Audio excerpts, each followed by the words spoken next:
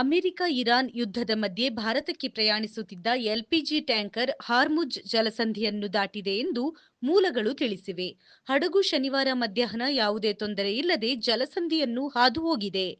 ಮತ್ತೊಂದು ಟ್ಯಾಂಕರ್ ಕೂಡ ಶೀಘ್ರದಲ್ಲೇ ಭಾರತಕ್ಕೆ ಪ್ರಯಾಣ ಬೆಳೆಸಲಿದೆ ಎಂದು ಮೂಲವು ದೃಢಪಡಿಸಿದೆ. ಭಾರತದಲ್ಲಿನ ಇರಾನ್ ರಾಯಭಾರಿ ಮೊಹಮ್ಮದ್ ಫತಾಲಿ ಶನಿವಾರ ನೀಡಿದ ಹೇಳಿಕೆ ಕೂಡ ಹಡಗು ಹೊರಟಿರುವುದನ್ನು ದೃಢಪಡಿಸಿದೆ. ಎರಡೂ ದೇಶಗಳ ನಡುವಿನ ದೀರ್ಘಕಾಲದ ಸ್ನೇಹದ ಬಗ್ಗೆ ಪಥಾಲಿ ಹೇಳಿದ್ದರು. ಇರಾನ್ ಮತ್ತು ಭಾರತ ಸ್ನೇಹಿತರು ಎಂದು ನಾವು ನಂಬುತ್ತೇವೆ.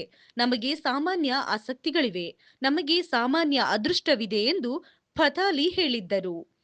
ಭಾರತವು ತನ್ನ ನೈಸರ್ಗಿಕ ಅನಿಲದ ಅಗತ್ಯಗಳಲ್ಲಿ ಶೇಕಡಾ 50ರಷ್ಟು ಭಾಗವನ್ನು ಅಂತಾರಾಷ್ಟ್ರೀಯ ಮಾರುಕಟ್ಟೆಯಿಂದ ಖರೀದಿಸುತ್ತದೆ.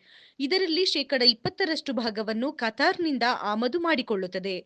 ಕತಾರ್‌ನ ಅನಿಲ ನಿಕ್ಷೇಪಗಳ ಮೇಲೆ ಇರಾನ್ ಕ್ಷಿಪಣಿ ದಾಳಿ ನಡೆಸಿದ ನಂತರ ವಿಶ್ವದ ಅತಿದೊಡ್ಡ ನೈಸರ್ಗಿಕ ಅನಿಲ ರಫ್ತು ಕಂಪನಿ ಕತಾರ್ ಎನರ್ಜಿ ಉತ್ಪಾದನೆಯನ್ನು ನಿಲ್ಲಿಸಿತು.